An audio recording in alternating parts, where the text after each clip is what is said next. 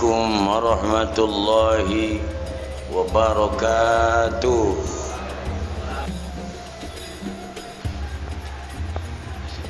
الحمد لله الذي جعل التقوى لباس الصالحين.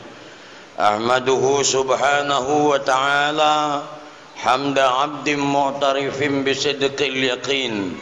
أشهد أن لا إله إلا الله وحده لا شريك له الملك الحق المبين، وأشهد أن محمدا عبده ورسوله صادق الوعد الأمين. اللهم صل وسلم وبارك على هذا النبي الكريم سيدنا ومولانا محمد وعلى آله وأصحابه المجاهدين الطاهرين.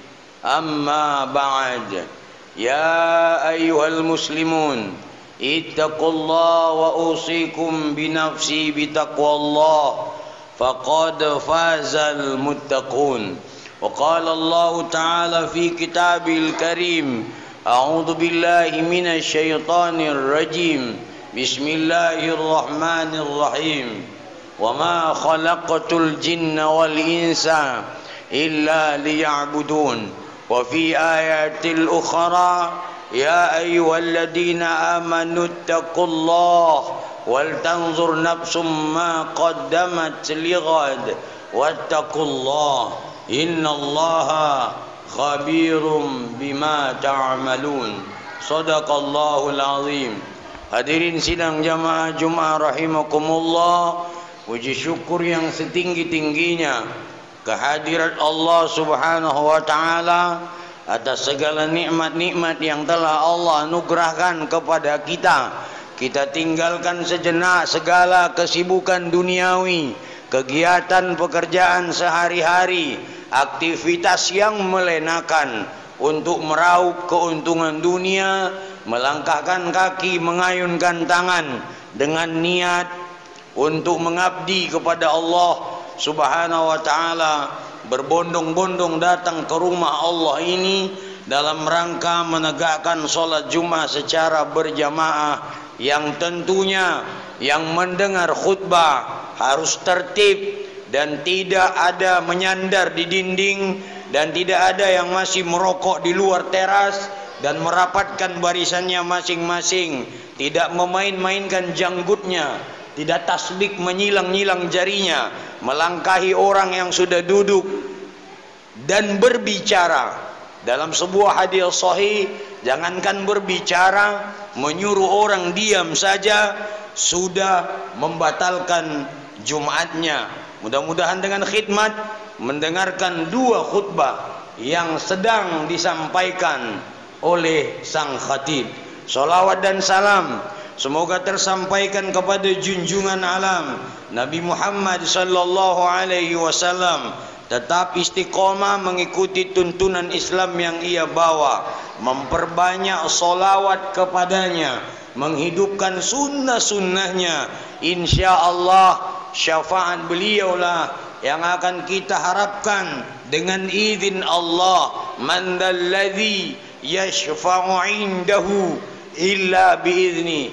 Tiada siapapun yang kuasa memberikan syafaat kecuali syafaat itu diizinkan oleh Allah kepada Rasulullah sallallahu alaihi wasallam, yang namanya adalah syafaatul uzma atau syafaat yang teragung, yang paling agung, atau syafaatul kubra, pertolongan yang besar dari Rasulullah. Itulah yang kita harapkan nanti di hari kiamat kelak.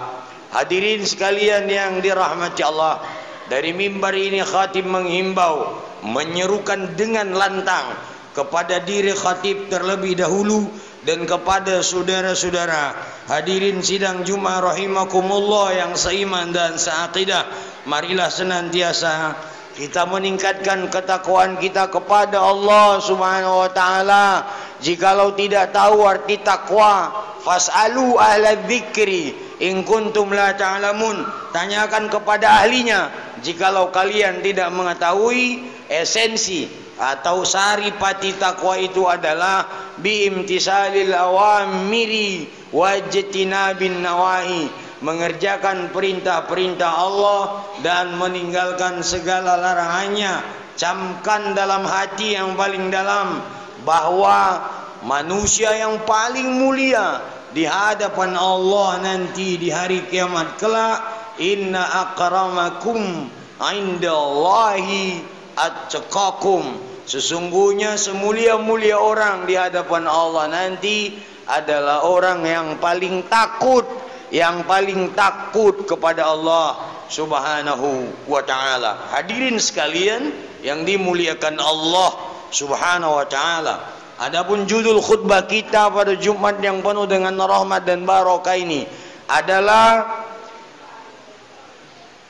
alasan Allah dengan 4 orang nabi menghakimi 4 golongan manusia di hari kiamat.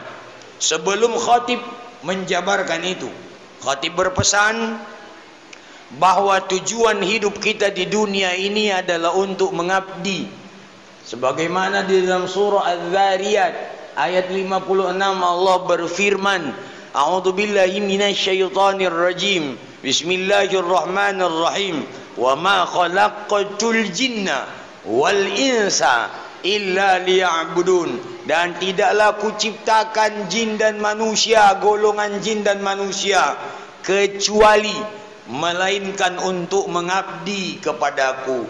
Tentu kita manusia, tidak usah kita bahas jin, tapi kita bahas saja kita manusia.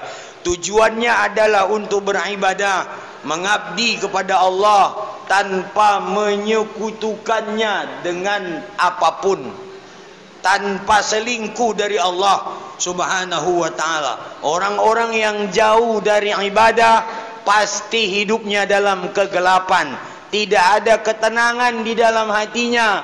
Maka sekarang paham-paham orientalis barat sudah mempengaruhi kehidupan umat Islam di Indonesia ini, karena zaman ini adalah akhir zaman yang manusia sudah terfokus hanya mencari dan mengumpulkan serta menghitung-hitung materinya saja. Maka dinamakan zaman ini zaman materialistis, zaman penuh uang, harta benda dan lain-lain sebagainya. Tergabung pula dalam kegiatan-kegiatan manusia yang jiwanya sudah berubah dari menyembah Allah, menyembah dunia dengan pola hidup, tata cara hidup hedonis, menilai saudaranya dengan benda. Asal kaya saudaranya, ia katakan itu saudaranya. Ketika jatuh miskin saudaranya, ia tidak anggap lagi saudara. Ketika saudaranya punya jabatan, ia katakan itulah familinya. Tetapi setelah turun dari jabatan, tidak lagi familinya. Dia katakan orang yang berilmu itulah saudaranya. Ketika orang awam, tidak dianggap saudara seiman dan seakidahnya. Naudzubillahi min dzalik. Imam Al-Ghazali mengatakan, orang yang jauh dari menyembah Allah Subhanahu wa ta'ala, maka hidupnya dalam kegundah gulanaan, dalam keadaan morat-marit, dalam keadaan galau, dalam keadaan ragu dan bimbang. Tetapi orang yang senantiasa beribadah kepada Allah Subhanahu wa ta'ala, maka dihidupkan Allah kalbunya dengan nur, dengan cahaya. Hati-hati saudara-saudara sekalian, hidup ini tidak mencari senang, tetapi mencari tenang. Bedanya senang dengan tenang. Orang-orang yang punya uang banyak senang hidupnya. Orang yang punya otoritas jabatan dan pengaruh di tengah-tengah masyarakat sekarang senang hidupnya. Orang yang punya kendaraan yang mewah senang hidupnya. Tetapi belum tentu ada ketenangan dalam jiwanya. Saudara-saudara, di zaman Rasulullah sallallahu alaihi wasallam, para sahabat Nabi ribuan, bahkan puluhan ribu, tidak semuanya kaya. Ada juga yang fakir, ada yang miskin, ada panglima perang, ada delegasi utusan-utusan Nabi ke Raja Najasyi di Habasyah. Ada pengumpul zakat Ibnu Lutubiyah yang diutus oleh Rasulullah sallallahu alaihi wasallam. Ada punya klasifikasi, punya makom tersendiri. Tidak semuanya kaya. Disitulah barometer, disitulah tolok ukur bahwa hidup ini tidak mencari kekayaan. Banyak orang yang minta kaya dalam doanya, tetapi Allah tidak kabulkan yang meminta semua itu dengan kekayaan. Ada juga yang minta kaya, ribuan kali berdoa kepada Allah, tetapi cari hadis. Ada enggak hadis Rasulullah minta kaya? Ada, tetapi kaya hati. Al-ghina ghinan nafs. Kaya yang sebenarnya itu adalah kaya hati. Ketika seseorang meminta harta yang banyak sekali kepada Allah, awas, hati-hati saudara-saudara sekalian, bukan kolbunya yang meminta, tetapi hawa nafsunya. Hadirin sekalian yang dimuliakan Allah, sahabat Nabi Abdurrahman bin Auf meminta miskin kepada Allah karena banyaknya pertanggungjawaban di akhirat. Kalau umur ditanya Allah satu arah, an umrihi fima afnahu, umur kemana kau habiskan? Satu arah. An ilmihi fima fa'al, ilmu kemana kau ajarkan dan amalkan? Satu arah. An jismihi fima ablahu, anggota tubuhmu untuk apa kau pergunakan? Satu arah. Tetapi harta, dua pertanyaan. Min ai ammalihi, tentang harta, ammalihi, dari mana kau dapatkan, wa fima anfaqah, kemana kau belanjakan. Inilah ketakutan Abdurrahman bin Auf radhiyallahu anhu meminta miskin kepada Allah. Terjadilah sebuah kondisi di mana kurma penduduk busuk dibeli semuanya oleh Abdurrahman bin Auf. Itulah syariatnya dia meminta miskin kepada Allah. Semua orang mengatakan dia gila. Engkau sudah anta majnun ya Abdurrahman bin Auf. Kenapa engkau beli kurma yang busuk? Bahkan di luar Mekah dan Madinah dia beli juga, sudah menggunung itu kurma. Lihat Allah subhanahu wa ta'ala, jikalau berkehendak, innama amruhu idza arada syai'an ayyaqula lahu kun fayakun. Setelah dibeli oleh Abdurrahman bin Auf, habis semua hartanya membeli kurma busuk. Datang kudrat dan iradah Allah subhanahu wa ta'ala, terjadi penyakit albino, penyakit kulit atau kusta yang notabene menurut peneliti waktu itu, pakar-pakar penyakit, para tabib, obatnya adalah kurma busuk. Dijual lagi, dibeli lagi oleh penduduk kurma busuk yang telah terlebih dahulu dibeli oleh Abdurrahman bin Auf. Berapa kali lipat keuntungannya? Menurut hikayat kitab, menurut riwayat yang sahih dan sharih, jelas keterangannya, harga itu 10 kali lipat dijual Abdurrahman bin Auf. Yang menjual ridha, yang membeli juga ridha. Yang menjual ikhlas, yang membeli juga ikhlas. Maka dalam dagang jangan ditakut-takuti saudara-saudara sekalian. Seperti kita kanak-kanak belajar agama, nggak boleh katanya umat Islam berdagang mengambil keuntungan lebih dari 10%. Itu paham yang ditiupkan oleh kaum Zionis supaya umat Islam ini tidak maju-maju dunia dagangnya.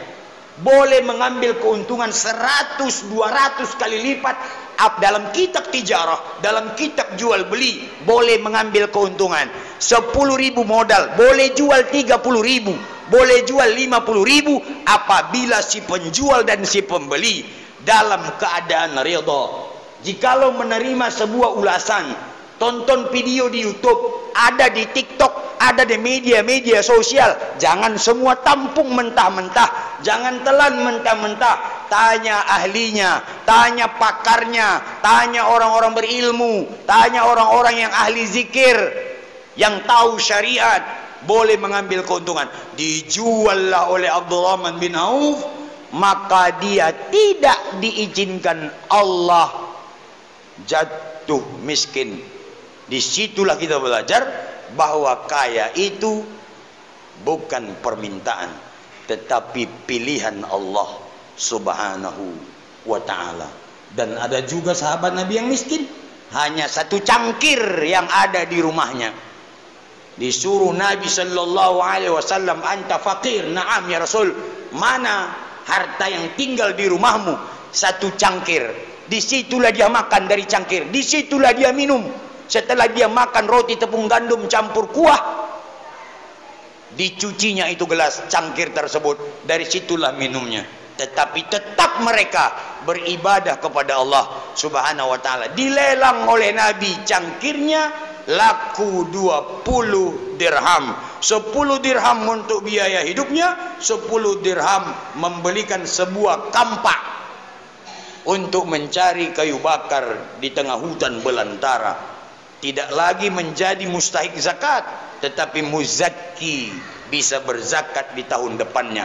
Hadirin sekalian yang dimuliakan Allah, ada kaya, ada miskin, dengan segala jenis status sosial di zaman Nabi, para sahabat. Tetapi mereka, saudara-saudara, tidak mengeluh dengan kemiskinannya, tidak mengeluh dengan ketidakpunyaannya, kesusahannya, tetapi mereka tetap menganggap Allah sebagai ilah yang wajib disembah. Di dalam kitab Nasaihul Ibad,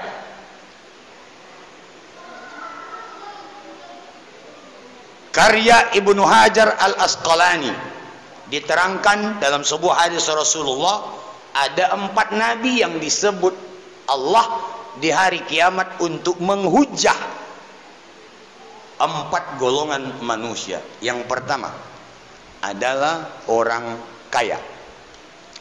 Ditanya oleh Allah, wahai fulan bin fulan, kenapa engkau tidak beribadah kepadaku, tidak menyembahku? Alasannya, saya kaya raya ya Allah, usaha saya di mana-mana, saya sibuk sesibuk-sibuknya ketika saya hidup di dunia. Ia anggarkan, ia sampaikan di hadapan Allah bahwa dia sangat kaya raya. Begitu. Dibawa Nabi, dibawa Allah satu Nabi kepada dia, kisah Nabi Sulaiman alaihi salam.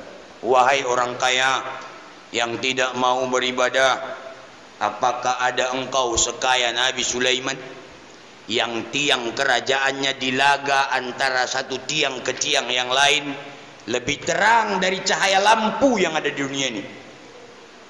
Batu kerikil taman kerajaannya terbuat dari emas.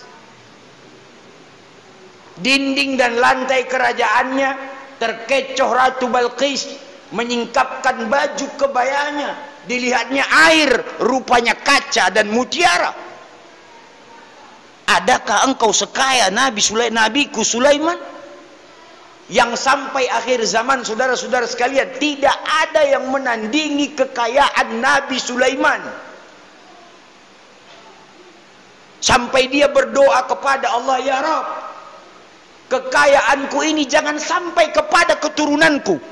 Kalau sampai kepada keturunanku, pasti mereka bertengkar, konflik. Apa yang tinggal? Tinggal dinding kerajaan itu. Berubah menjadi batu biasa, 485 meter, runtuh gara-gara gempa, hancur kerajaan Sulaiman. Tinggal sekarang 60 meter. Mana dia? Itulah Wailing Wall, tembok ratapan yang ada di Yerusalem. Mereka catat orang-orang Zionis Israel, mereka catat permintaan mereka di atas kertas, mereka selipkan ke batu. Itulah Wailing Will. Hadirin sekalian, adakah engkau sekaya Sulaiman? Tidak ada ya Rabb. Sulaiman hambaku, Sulaiman nabiku, masih tunduk dan patuh kepadaku dan tetap dalam ibadah. Bandingkan dengan diri kita. Adakah kita sekaya Nabi Sulaiman? Masih berasal-asalan, sibuk. padahal umur sudah 40 tahun ke atas. Man atat alaihi arba'una sanah walam yaghlib khairahu syarrahu falyatahajjar ila nar. Siapa yang umurnya sudah 40 tahun, apalagi yang di atas 40 tahun, barometernya apa? 40 tahun. Karena matangnya umur manusia secara psikologis adalah 40 tahun. Maka seluruh para nabi, 124.000 nabi, 313 nabi dan rasul, 25 yang wajib diimani dari Nabi Adam sampai Nabi Muhammad sallallahu alaihi wasallam, 5 ulul azmi, 1 sayyidul anbiya wal mursalin Rasulullah sallallahu alaihi wasallam. Semuanya rata-rata diangkat Allah menjadi lantik Allah dari nabi dan rasul di umur 40 tahun. Hanya 2 nabi yang tidak diangkat karena ada insiden. 1 Nabi Yahya bin Zakaria, yang kedua adalah Isa putra Maryam. Hadirin sekalian, sekaya apapun tetaplah dalam ibadah, supaya hidup itu diterangi dengan nurullah, dengan nur Muhammad. Jangan gelap kolbu, sedikit susah langsung tinggal ibadah, sedikit tidak dihormati orang langsung tinggalkan masjid. Na'udzubillahi min dzalik. Adakah engkau sekaya Nabi Sulaiman? Tidak ada ya Allah. Nabi Sulaiman hambaku masih beribadah kepadaku. Hujah pertama. Hujah yang kedua, ada orang sebagai pelayan di dunia, anggota, punya majikan, punya tuan, sibuk gara-gara tuannya, sibuk gara-gara majikannya, beralasan, kenapa engkau tidak ibadah dulu waktu di dunia? Kata Allah, saya sibuk ya Rab melayani majikan saya. Dihujah Allah dengan Nabi Yusuf alaihi salam, seorang pelayan kerajaan yang pernah dipenjara karena difitnah ingin memperkosa istri Kiptir, seorang raja pada masa itu. Untung saja hakimnya bijak, melihat baju yang koyak bukan yang robek, yang sobek bukan dari depan tetapi dari belakang baju Yusuf. Berarti yang salah adalah Zulaikha, bukan Yusuf. Pelayan yang pernah dipenjara bertahun-tahun, pernah dibuang ke dalam sumur, melayani raja dan ratu pada masa itu. Tapi Yusuf sebagai pelayan di dunia tetap masih menyembahku, tetap masih tunduk kepadaku. Kata Allah, apakah engkau seorang pelayan yang pernah dipenjara? Tidak ya Allah. Apakah engkau lebih letih daripada Yusuf alaihissalam? Tidak ya Allah. Ingat bahwa Yusuf itu masih sujud kepadaku. Kala hujah. Siapa yang karyawan di dunia ini, yang punya pimpinan, yang punya tuan, yang punya majikan, kalau dia majikannya menjauhkan anda dari Allah, berhenti bekerja. Kenapa? Huwallazi ja'ala lakumul arda dalula. Bumi ini diciptakan Allah luas. Famshu fi manakibiha. Berjalan kalian di segala penjurunya. Kalau pintar di laut, silahkan jadi pelaut dan nelayan. Kalau pintar menjahit pakaian, silahkan buka konveksi. Kalau pandai mengajar murid, silahkan jadi ustadz dan ustadzah, murabbi dan murabbiyah. Kalau bisa beretorika, silahkan jadi pendakwah, muballigh, da'i dan ustadz. Bisa bagian kantor, silahkan jadi birokrat. Pandai berpolitik, silakan jadi diplomat. Tafadhol. Jangan majikan itu menjauhkan kita dari ibadah kepada Allah. Sudah banyak orang yang meninggal dunia. Apa yang dibawa mereka? Apa? Wal tanzur nafsum ma qaddamat lighad. Pikirkan, perhatikan apa bekal yang dibawa setelah kematian. Wattaqullah, takut kalian kepada Allah. Innallaha khabirum mimma ta'malun. Sesungguhnya Allah mengkabarkan, akan memberitahu apa yang dulu kalian kerjakan di atas dunia. Kala hujah seorang pelayan di dunia. Hadirin sekalian, hujah yang ketiga, si sakit Engkau kenapa tidak beribadah? Saya penyakit komplikasi ya Rab, hancur tubuhku, itu makanya saya tidak beribadah, mengabdi kepadamu ya Allah. Dibawa Allah hujah Nabi Ayub alaihi salam, habis semua tubuhnya, hanya 2 yang dimintanya tidak hancur. Ya Rab, biarlah tubuhku ini hancur selama 18 tahun. Umur dia kena 51 tahun. Apa kata istrinya? Engkau kan wahai suamiku seorang Nabi Allah, mohonlah kepada Allah agar penyakitmu disembuhkan oleh Allah. Apa kata Ayub dengan sabarnya? Maka tidak ada orang yang lebih sabar selain Nabi Muhammad. Tidak ada orang yang lebih sabar dari Nabi Ayub alaihi salam. Apa kata beliau? Wahai istriku, umurku sudah 51 tahun, baru 18 tahun lagi dicoba oleh Allah subhanahu wa ta'ala. Berarti lebih lama Allah memberikan nikmat kepada aku daripada cobaan ini. Heran istrinya, yang tidak sabar lagi istrinya melihat Nabi Ayub sudah dijauhi orang, sudah mengungsi di pinggiran kota, dibuang dari kampung karena dianggap penyakit menular. 2 permintaannya, ya Allah, jangan hancurkan lidah dan hatiku, karena bagaimana lagi aku mengingatmu ya Allah. Apa artinya?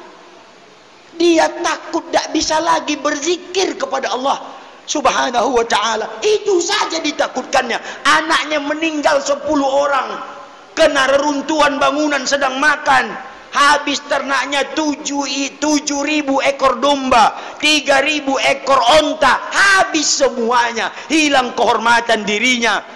Berhenti dia berdakwah. Tidak, saudara-saudara sekalian, sembuh. Silakan baca surah Sad ayat 42. Turun malaikat Jibril menyampaikan ayat, ya Ayub, urqud birijlik, hentakkan kakimu ke bumi.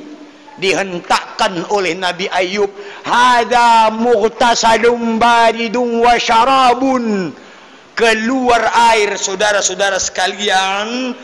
Itu untuk apa? Mughtasalun, membersihkan dirimu. Baridun wa syarabun, mandikanlah dan minumlah. Setelah ia mandikan air itu, dia minum obat luar dan obat dalam, disembuhkan oleh Allah dengan kun fayakun. Mudah bagi Allah. Saudara-saudara sekalian, adakah engkau separah Ayub waktu sakit di dunia? Tidak ada ya Allah. Ayub itu masih mengingatku, masih berzikir kepadaku, banyak-banyak menyebut namaku. Kalah hujah orang yang sakit. Yang terakhir khutbah ini adalah tentang yang miskin, yang selalu mengeluh tidak dapat bantuan inilah, bantuan itulah. Hadirin sekalian, orang paling miskin bukan makan pagi ada sarapan, siang tidak ada, bukan itu. Orang paling miskin adalah orang yang hati kolbunya mengharap disantuni. Khatib mengulang, orang yang paling miskin, paling fakir adalah orang yang hatinya mengharap disantuni. Nafikan itu, buang dari kolbu kalian, hadirin sekalian. Buang. Katakan dalam hati, tahun ini saya disantuni ya Rabb, tahun depan saya yang akan menyantuni orang lain. Karena gerak kolbumu. Kata Allah dalam hadis kudusi, ana inda dhanni abdi bi, aku, kata Allah, sebagaimana sangka hambaku kepadaku. Kalau disangkakan tetap disantuni, maka setiap tahunlah saudara-saudara disantuni. Tapi sangkakan ya Rabb, Allahumma ghnina bihalalika an haramik, berikan rezeki yang halal agar hatiku tidak lagi condong mencari yang haram. Allahumma rizqan wasi'an mubaraka, ya Allah bukakan rezeki yang luas lagi penuh berkah. Mudah-mudahan sekarang dia mustahik zakat, besok dia menjadi muzaki, orang yang berzakat. Sekarang dia menerima sedekah infak dari orang lain, tahun depan dia yang berinfak kepada orang lain. Bagaimanalah strata ekonomi akan naik, bagaimanalah siklus perekonomian akan meningkat jikalau sangka hati kita mengharap juga mau disantuni oleh orang lain. Saya miskin ya Rob, bagaimanalah beribadah, kerja banting tulang segitu-gitu juga saya dapatkan. Kata si miskin ini di hari kiamat, Allah bawa Nabi Isa. Engkau tahu Nabi Isa alaihi salam putra Maryam punya jubah selama 60 tahun satu. Kekayaannya yang kedua, sisir. Itu pun yang dibuang oleh orang kaya. Ditanya oleh Nabi Isa, wahai orang kaya, kenapa engkau buang sisir itu? Oh, saya tidak lagi menggunakannya, dan saya tidak lagi mengambil manfaat dari sisir itu.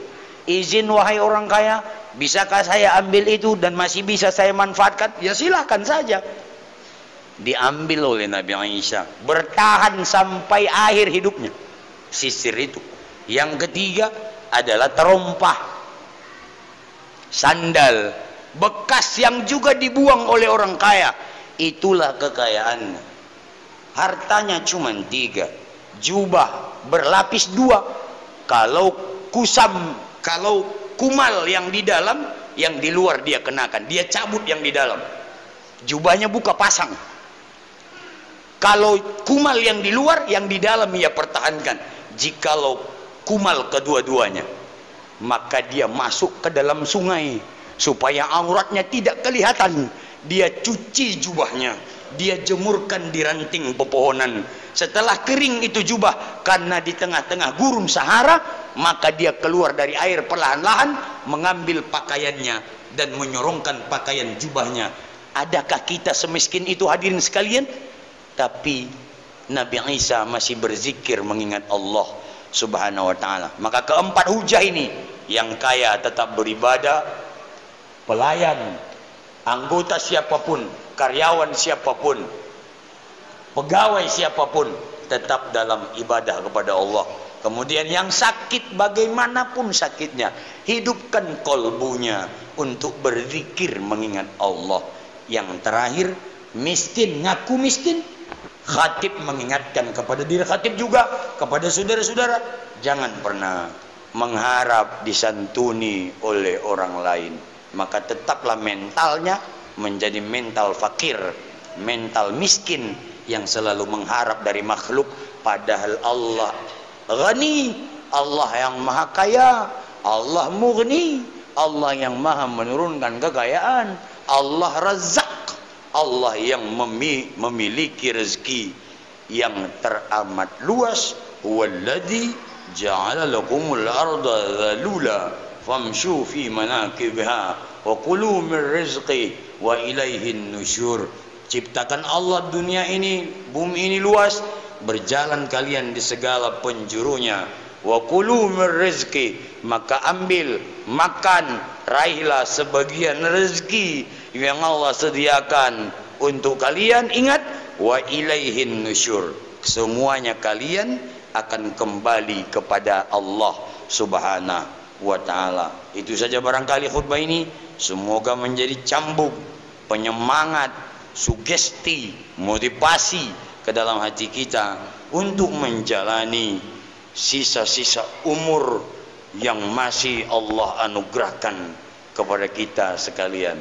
Fa'tabiru ya ulil albab, ambillah i'tibar, wahai kalian yang memiliki energi ulil albab dan akal pikiran. Fa'tabiru ya ulil absar.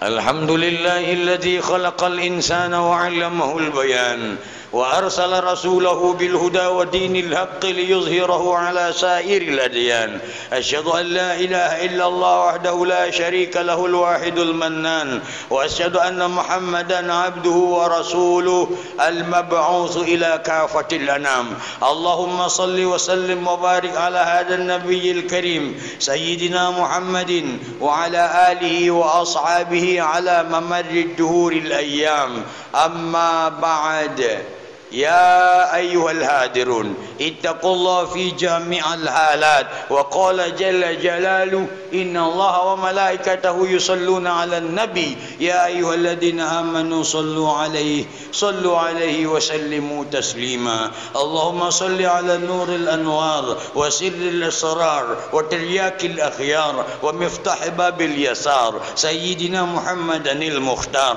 وآله الأطهار وأصحابه الأخيار عدد نعم الله وإفضاله وارحمنا واحشرنا معهم برحمتك يا أرحم الراحمين اللهم اغفر للمؤمنين والمؤمنات والمسلمين والمسلمات الأحياء منهم والأموات إنك سميع قريب مجيب الدعوات آمين يا الله ويا قاضي الحاجات اللهم إنا نسألك فعل الخيرات وترك المنكرات وحب المساكين وأن تغفر لنا وترحمنا يا أرحم الراحمين اللهم ادفع عنا الغلاء والبلاء والوباء والفحشاء والمنكر والسيوف المختلفة والشدائد والمحن ما ظهر منها وما بطن من بلدنا سيبولغا تابتن خاصة يا الله ومن بلدان الإندونيسيا بلدان المسلمين عامة إنك على كل شيء قدير ربنا آتنا في الدنيا حسنة